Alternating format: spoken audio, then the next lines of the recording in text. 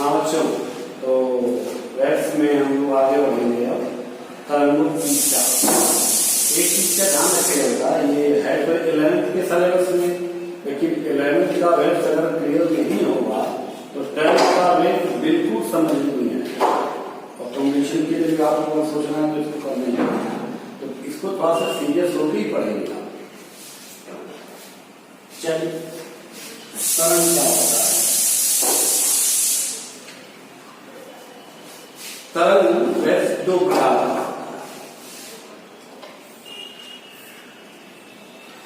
पहला बोल सकते हैं यांत्रिक तरंगे, मैकेनिकल वेव्स, दूसरा वैद्युत चुंबकीय तरंग।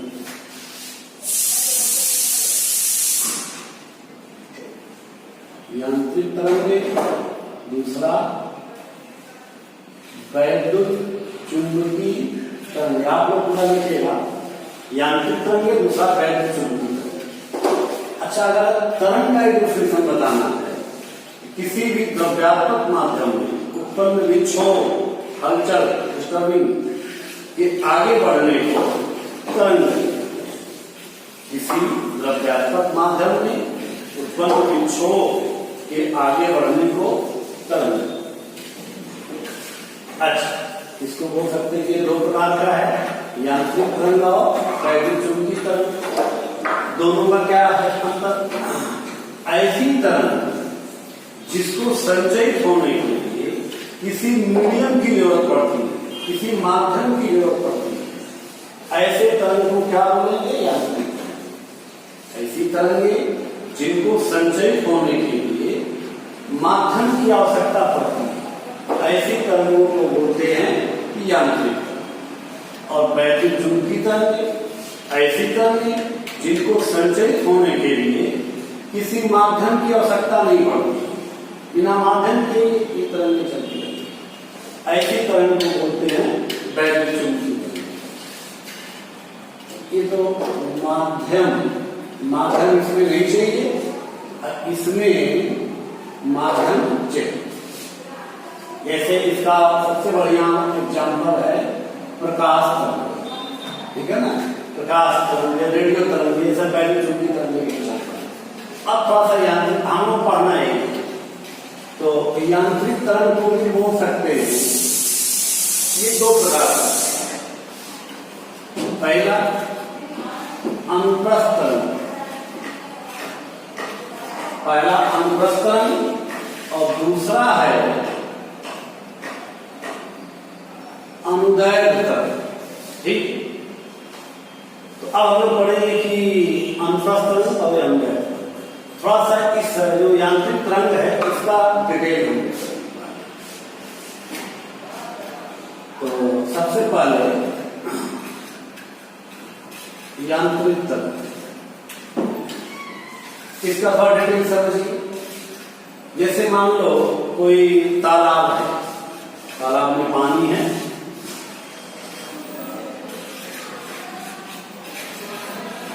ठीक।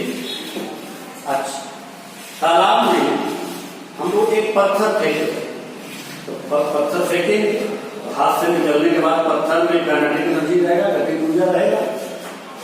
जहां पे पत्थर गिरेगा उस स्थान पर सबसे पहले क्या हो जाएगा? एक गड्ढा हो जाएगा। जहां पे पत्थर पानी में गिरेगा तो वहां पे क्या हो जाएगा? एक गड्ढा। अब ये जो जल है, पानी है, इसमें प्रत्यास्थता का गुण होता है। प्रत्यास्थता आप लोग पढ़े होंगे पीछे कि अपने आकृति परिवर्तन का विरोध करता है, ये इसका एक गुण होता है। तो जो पहले जब पत्थर नहीं पड़ा था तो बिल्कुल लेवल में था, पत्थर पड़ा, यहाँ पे एक गड्ढा हो गया, तो इसका आकार बदल गया। अब अपने प्रत्यास्थता गुण के कारण ये जो आकार में परिवर्तन हुआ है, इसका जल क्या करेगा? विरोध करेगा। तो विरोध कैसे करेगा? अगल बगल से जो जल है इस गड्ढे में भरना शुरू हो जाएगा। ठीक, जब अगल बगल से ऐसे जल लगातार आएगा तो कुछ क्षण के बाद फिर से लेवल हो जाएगा। लेकिन जिस समय लेवल में आएगा उस समय अगर चारों तरफ से जल उसमें जैसे अंदर आ रहा था, अब जल में एक तो प्रत्यास्थता का गुण होता है और जड़त्व गुण भी होगा।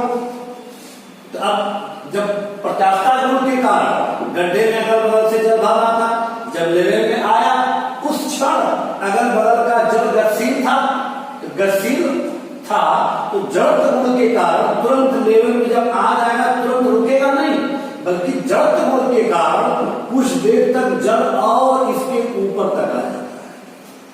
तो इसमें आप ध्यान रखिएगा, जो जल की प्रॉपर्टी होती है एक इलास्टिसिटी का और एक इनर्शिया का, ये प्रत्यास्थता का और जड़त्व का, ये दोनों गुणों को यहाँ पे हम लोग यूज करेंगे। पहले पत्थर गिरा, यहाँ पे गड्ढा हुआ, तो जब गड्ढा हुआ तो आकार बदला, तो प्रत्यास्थता गुण के कारण प्रत्यास्थता गुण कारण अगल बगल से इसका आकार परिवर्तन का विरोध करेगा। कैसे?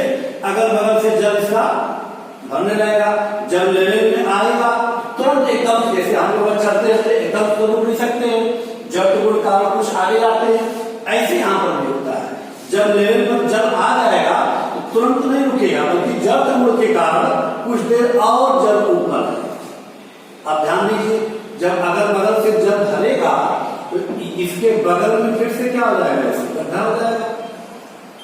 अच्छा, तो ये गड्ढा इधर जाएगा और यहाँ पर लेवल में था, जब ऊपर चला गया तो ऊपर आया तो फिर से आकार बदला, तो फिर अब ये सब जल क्या होगा, जब बगल में गड्ढा हो जाएगा अब यहाँ से जल इसमें गिरने लगेगा। अब देखो जैसे यहाँ पे गड्ढा हो गया, अब यहाँ पे फिर प्रत्यास्थता गुण का अगल बगल से जल इसे भरने लगेगा, फिर लेवल में आएगा तो जब तक गुण के कारण तो जल और ऊपर जाएगा।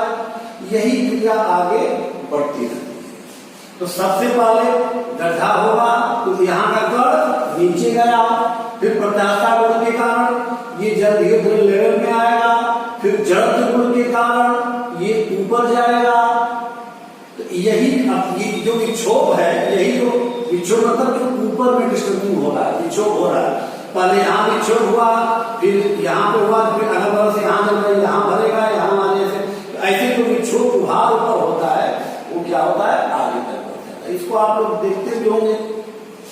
मान लो इसी तालाब में कोई गिर गया, इसके बगल में पत्थर फेंका आपने, तो पत्थर फेंका, जो ऊपर विक्षोभ है, विक्षोभ जब बॉल तक पहुंचेगा तो बाल अपने स्थान पर ऐसे ऊपर नीचे कंपन करने लगता है। तो इससे ये भी इसका पता है कि जो माध्यम का कण है, जब आपने पत्थर फेंका, अब जैसे बॉल जल में डाला गया है तो बाल एक तरह से जल नहीं है, तो बॉल को आप कण मान सकते हो। तो ये जो कण है माध्यम का बॉल है, जब विक्षोभ ऊपर विक्षोभ यहाँ तक पहुंचेगा तो ये बाल अपने स्थान पर ऊपर नीचे ऐसे कंपन करने लगता है। और यहाँ से भी देख रहे हैं कि सबसे पहले कण नीचे आया, फिर लहर में आया, फिर ऊपर आया, फिर नीचे आया। यही चीज जैसे ऐसे ये जो तरंग है कण तक पहुंचेगा तो कण अपने स्थान पर नीचे ऊपर ऐसे ऐसे क्या करेगा, दोलन करेगा। यही चीज क्या है आपका तरंग। इसमें एक चीज का ध्यान रखिएगा कि जो अब जैसे मान लो यहाँ पर पत्थर डाले, यहाँ बॉल है, यहाँ पर कोई बॉल है, यहाँ पर पत्थर फेंके, तो पत्थर फेंके तो पत्थर यहाँ फेंके हैं तो बाल यहाँ से आगे तो बढ़ेगा नहीं। जब ये विक्षोभ यहाँ पर पहुंचेगा तब ये बॉल अपने स्थान पर ऊपर नीचे से कंपन करेगा। तो आप ये भी बोल सकते हैं कि जब किसी माध्यम में तरंग संचरित होती है तो माध्यम का जो कण है, कण आगे नहीं बढ़ता, ये बात तो आगे आती नहीं है।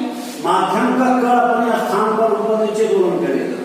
हाँ, ये जो विक्षोभ है ऊपर डिस्टर्बिंग, ये विक्षोभ सबसे पहले यहाँ बनेगा, फिर बीच बनेगा, फिर धीरे धीरे धीरे धीरे ये विक्षोभ क्या होगा, यहाँ यहाँ यहाँ यहाँ ऐसे इधर भी ऐसे ऐसे ऐसे ये विक्षोभ क्या होगा, आगे बढ़ेगा।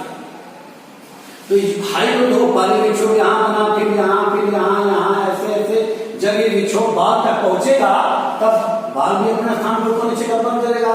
तो ये जो विक्षोभ आगे बढ़ेगा इसकी जो चाल रहेगी विक्षोभ का, ये क्या होगा, जो तरंग है तरंग की चाल का है। और जो माध्यम का कण है, माध्यम का कण तो अपने स्थान पर ही कंपन करेगा, माध्यम के कण की चाल अलग होगी।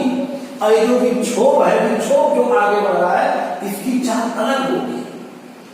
ये जो विक्षोभ यहाँ आगे बढ़ेगा इसको बोलेंगे तरंग की चाल।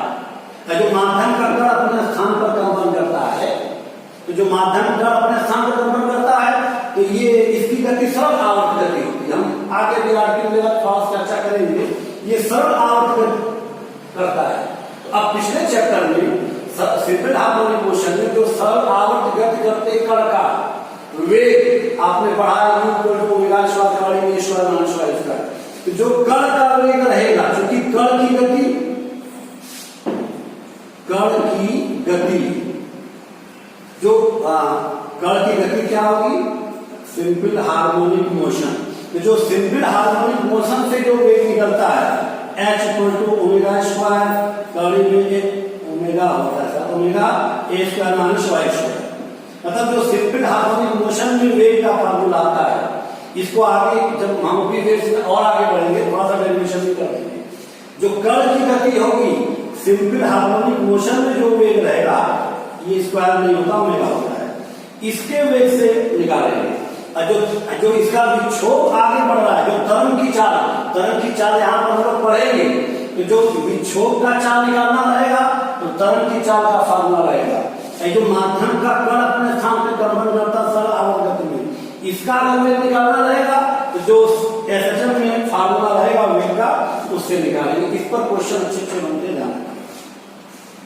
अच्छा, तो और क्या बोलना हमको है?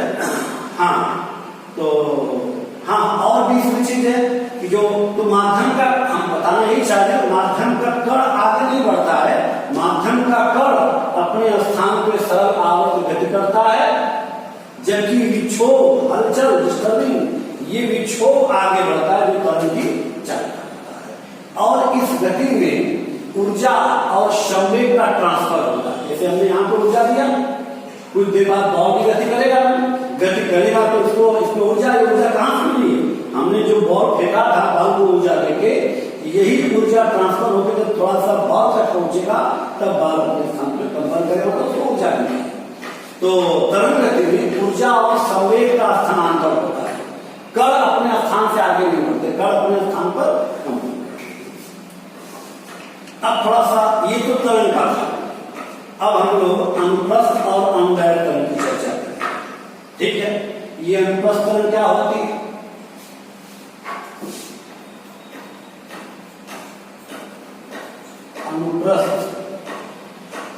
अनुप्रस्थ जब किसी माध्यम की यांत्रिक तरंग के संचलित होने पर माध्यम का कण संचरण की दिशा के लंबवत कंपन करता है, तो ऐसी तरंग को क्या बोलते हैं? अनुप्रस्थ। इसका तमाम एग्जाम्पल है, जैसे यही था, इसी में विक्षोभ ऐसे ऊपर बन रहा था, ठीक है ना?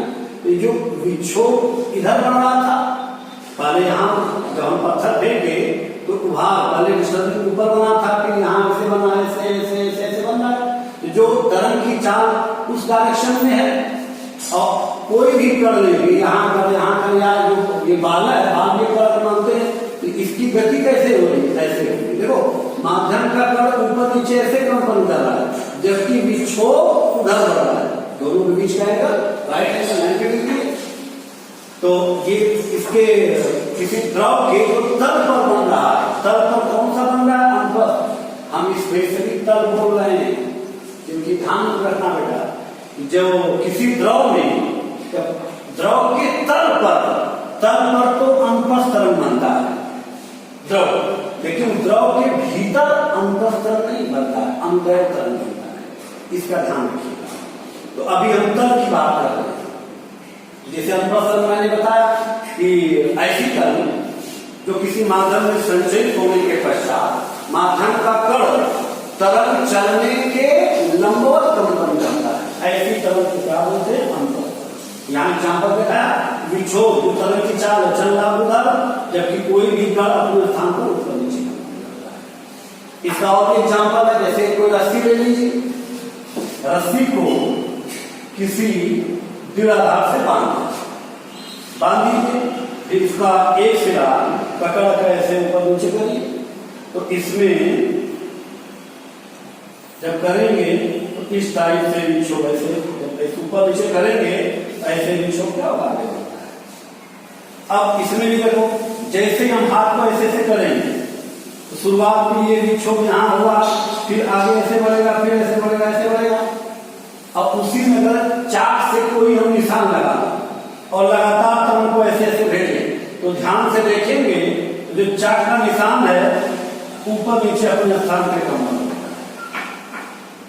ठीक है। अब तो जो ये चीज देखा गया है, इसमें एक चीज पढ़ोगे आपको कला की चर्चा, कला का बहुत डिटेल पढ़ना पड़ेगा आपको यहाँ पर। जैसे वो किसी क्षण एक साथ देखेंगे तो अलग अलग कड़ों का विस्थापन अलग, जैसे मान लो ये रस्सी था, एक कड़ यहाँ है, एक कड़ यहाँ है, एक कड़ यहाँ है, एक यहाँ, एक यहाँ। ये किसी निश्चित समय की स्थिति है। ये वाला कड़ यहाँ है इस समय, यहाँ अगर कोई कड़ होगा तो वो इस समय कहाँ, यहाँ पे है।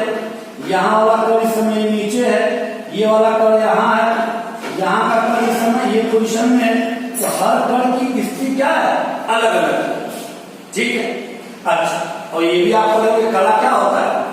कला ऐसी होती राशि जो कंपन करते किसी कड़ का किसी क्षण गति की दिशा और विस्थापन को प्रदर्शित करता है। तो जितने भी कड़ है सबका विस्थापन क्या है, अलग अलग है। इसका डिटेल हम बात में करेंगे। हाँ, इसमें और चीज देखो, जो अनुप्रस्थ तरंग होती है इसमें आप देख रहे हैं कि जो ऊपर की तरफ है विक्षोभ है ना, जो ऊपर की तरफ विक्षोभ बन रहा है इसे बोलते हैं श्रिंग। इसे क्या बोलते हैं, श्रिंग। और जो नीचे की तरफ विक्षोभ है इसे क्या बोलते हैं, गर्त, ठीक है। अब देखो जैसे इसमें भी था, जैसे हाई ऊपर वाला था, ये ऊपर वाला उभा, इसको श्रिंग बोलेंगे और नीचे वाले को क्या बोलेंगे, गर्त। अच्छा, तो ये रहा। अच्छा, और इसमें एक चीज देख लो, हम लोग अभी आगे पढ़ेंगे वेवलेंथ, तरंग दैर्घ्य। अब जैसे एक श्रिंग ये है, ये गर्त है, फिर से ये श्रिंग है, तो एक श्रिंग से जस्ट जो इसके बाद का श्रिंग है, मतलब बोल सकते हैं दो क्रमागत श्रिंग, ये भी श्रिंग है, ये भी श्रिंग। दो क्रमागत श्रिंगों के जो बीच की दूरी है उसको वेवलेंथ बोलते हैं, तरंग दैर्घ्य बोलते हैं, लैम्डा से शुरू करते हैं। हालांकि इसका अभी आगे बहुत डिटेल पढ़ना रहेगा। दो श्रिंगों के बीच की दूरी तरंग दैर्घ्य, या दो क्रमागत गर्तों के बीच की जो दूरी होती है उसको भी क्या बोलते हैं, तरंग दैर्घ्य। तो ये हो गया आपका अनुप्रस्थ, ठीक है। तो अनुप्रस्थ तरंग किस रूप में माध्यम में आगे बढ़ती है, श्रिंग और गर्त के लिए, ठीक है। अच्छा, तो ऐसे माध्यम का कण तरंग के संचरण के दिशा के लंबवत है। और इसमें ध्यान रखिएगा खास बात, इसमें ऊर्जा और संवेग का स्थानांतरण होता है। अब इसके बाद हम लोग करेंगे अनुदैर्घ्य तरंग। अनुदैर्घ्य तरंग, ये अनुदैर्घ्य तरंग क्या होता है, जब किसी माध्यम में किसी यांत्रिक तरंग के संचयित होने पर माध्यम का कण तरंग के संचरण की दिशा के समांतर ही कंपन करता है। इसमें क्या था, संचरण के लंबवत कंपन कर रहा था। इसमें क्या है, माध्यम का कण तरंग संचरण के समांतर कंपन करता है। ऐसी तरंग को हम लोग क्या बोलेंगे, अनुदैर्घ्य। किसी माध्यम में किसी यांत्रिक तरंग के संचयित होने पर माध्यम का कण संचरण के दिशा के समांतर कंपन करे, ऐसी तरंगों को हम लोग क्या बोलते हैं, अनुदैर्घ्य तरंग। मिलाने कुछ नहीं। अच्छा, जैसे एग्जाम्पल इसका, अब हम लोग जो हम यहाँ लेक्चर दे रहे हैं, बोल रहे हैं, वायु में तरंगे आ रही, ये जो ध्वनि तरंगे हैं ये भी अनुदैर्घ्य तरंगे। अच्छा, इसका समझने के लिए एग्जाम्पल मान लीजिए, जैसे कोई स्प्रिंग,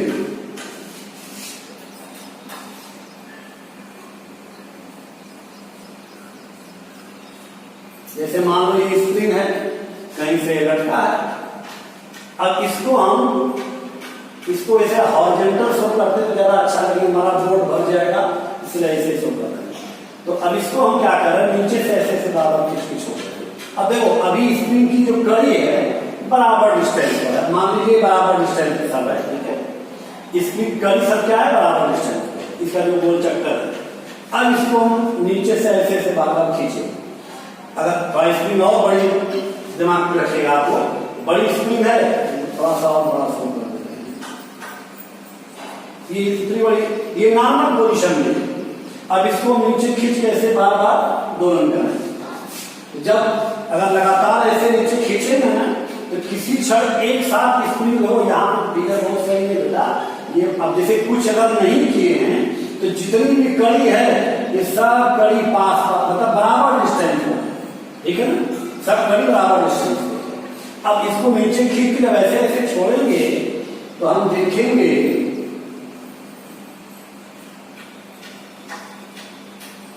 कि स्प्रिंग की कड़ियां कहीं बहुत पास पास होती है तो कहीं बहुत दूर दूर होती है।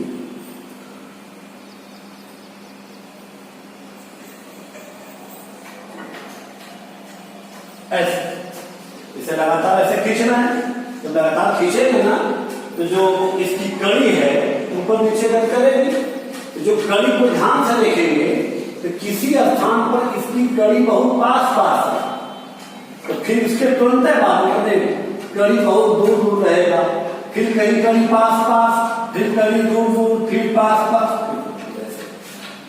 अब देखो ये जो अच्छा इसमें एक चीज का जैसे इसमें था कभी यहाँ स्प्रिंग है तो कुछ टाइम के बाद ये कड़ यहाँ आ जाएगा, फिर यहाँ आ जाएगा, जब ये कड़ यहाँ आ जाएगा तो यहाँ पे क्या हो जाएगा, दब हो जाएगा, तो स्प्रिंग बनाएगा, जिसके बाद गर्त बनेगा, फिर स्प्रिंग बनेगा, ऐसे होता है। ऐसे यहाँ पर भी जब कड़ी ये पास पास रहेगा तो कुछ समय के बाद देखेंगे यही की कड़ी ये दूर दूर हो जाएगी, तो किसी निश्चित समय पर जब देखेंगे एक जगह कड़ी पास पास दिखेगी, फिर दूर दूर, फिर पास पास, फिर दूर दूर, बार बार ऐसे हम करा रहे हैं। तो इसमें जो कड़ियों की गति है, कड़ियों की गति कैसे है, ऊपर नीचे, कड़ियों की गति है ऊपर नीचे। अब यहाँ पे कितना से जो स्प्रिंग की कड़ी है वो माध्यम के कण का कार्य है, तो जो कड़ियों की कड़ी है कड़ी भी गति कर रही है ऊपर नीचे, और साथ साथ जो इसका जैसे यहाँ पर कड़ी पास पास, फिर दूर फिर पास पास, तो जो ये बन रहा है विक्षोभ, यहाँ पे विक्षोभ की भी गति ऊपर नीचे। तो अब देखो जैसे यहाँ पास पास है, अभी दूर दूर हो जाएगा, जब यहाँ दूर दूर होगा तो यहाँ पास पास होगा। ये जो विक्षोभ बन रहा है ये इसमें तरंग भी चल रहा है नीचे ही और कड़ी की भी गति हो रही है नीचे। तो इसमें आप देख रहे हैं कि जो कड़ी की गति यहाँ पे माध्यम का कण बन रहा है, माध्यम का कण गति कर रहा है ऊपर नीचे, और जो पास पास है इसका नाम है आपका संपीड़न। जैसे इसमें स्प्रिंग होता है ऐसे यहाँ जहां कड़ी पास पास रहेगा संपीड़न, जहां कड़ी दूर दूर रहेगा उसको बोलते हैं विलयन। यहाँ संपीड़न है, इसके बाद यहाँ विलयन बनेगा, फिर संपीड़न, ऐसे चेंज होता है। तो इसमें संपीड़न विलयन, फिर यहाँ संपीड़न, फिर यहाँ विलयन, ऐसे होता है। तो इसमें माध्यम का कण ऊपर नीचे गति कर रहा है और ये संपीड़न विलयन भी नीचे की तरफ ही बनते जा रहे हैं। तो आप इसमें देख रहे हैं कि माध्यम का जो संपीड़न विलयन भी बनता नीचे जा रहा है। जैसे पहले ऐसे खींचेंगे, पहले नीचे बनेगा फिर ऊपर बनेगा, ऐसे ट्रांसफर हो जा रहा है। तो जो जैसे इसमें भी छोक आगे बढ़ रहा है ऐसे इसमें संपीड़न विलयन भी ट्रांसफर हो रहा है ऊपर की तरफ, और स्प्रिंग की कड़ी की भी गति हो रही है ऊपर नीचे। तो इसमें आप देख रहे हैं कि माध्यम का कण अपने जिधर तरंग जा रही है उधर ही माध्यम का कण मतलब कड़ी अपने स्थान पे कंपन कर रही है। इसलिए इस स्प्रिंग की गति को हम क्या बोलेंगे, अनुदैर्ध्य। ऐसे ऐसे हवा में लक्षण दे रहे हैं, वायु का कण है, हम बोल भी इधर रहेंगे। अब यहाँ से जो माध्यम का कण है तो जो यहाँ से बोल रहे हैं कण अपने स्थान पर कंपन दूसरे को ट्रांसफर करे, तो यही आपके काम कर जा रहा है ऐसे। तो इसमें माध्यम का कण जिस दिशा में तरंग संचरित हो रही है उसी दिशा में कण कंपन भी कर रहा है। तो इसको क्या बोलेंगे हम लोग, अनुदैर्ध्य। एक चीज का इसमें बहुत ज्यादा रोल है, ध्यान रखिएगा। घनत्व से परिचित होंगे, जहां पे कण पास पास रहेगा वहां पे घनत्व ज्यादा रहेगा। यहाँ पे जिस स्थान पे संपीड़न बनता है यहाँ पे कड़ी पास पास रहेगा, कड़ी पास पास रहेगा तो यहाँ पे घनत्व क्या रहेगा, ज्यादा रहेगा। जहां पे कड़ी दूर दूर है यहाँ पे घनत्व क्या रहेगा, कम रहेगा। ठीक है, अच्छा अब ऐसे आगे भी रहेगा, जहां पे कड़ी पास पास घनत्व ज्यादा, कड़ी पास पास रहेगा तो यहाँ पर दाब प्रेशर दाब भी क्या रहेगा, ज्यादा रहेगा। जहां कड़ी दूर दूर रहेगा घनत्व भी कम रहेगा और यहाँ पे दाब भी क्या रहेगा, कम रहेगा। तो अब इसमें आप ये भी बोल सकते हैं अनुप्रस्थ तरंग में माध्यम का दाब और घनत्व चेंज नहीं होता है, लेकिन अनुदैर्ध्य तरंग में इस दाब के वजह से यहाँ कभी पास पास है, तब कभी दाब और घनत्व ज्यादा रहेगा। जब यहीं पर विलयन बन जाएगा तब यहाँ पे दाब और घनत्व क्या रहेगा, कम का। इसका आगे हम तुरंत इसी चैप्टर में बहुत इंपॉर्टेंट रोल है, जब आपको लाप्लास करेक्शन पढ़ाएंगे तो ये ध्यान रखिएगा। जहां कभी पास पास या तो और कोई माध्यम है जैसे वायु वाले में, जहां कण पास पास रहेगा, जहां संपीड़न के समय दाब और घनत्व ज्यादा रहेगा, जब विलयन बनेगा तो दाब और घनत्व वहां कम हो जाएगा। इस चीज का ध्यान रखिए।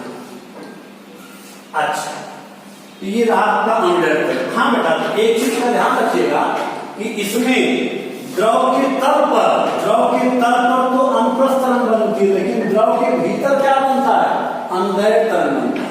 जैसे जब पत्थर गिराएंगे तो यहाँ का ऐसे हुआ ना, तो तरंग भी जा रही है नीचे में और द्रव की गति कर रहा है नीचे। तो द्रव के भीतर अनुदैर्ध्य तरंग, द्रव के तल पर अनुप्रस्थ तरंग, आइए अनुदैर्ध्य तरंग का डिटेल। अब आगे भी कुछ है, अब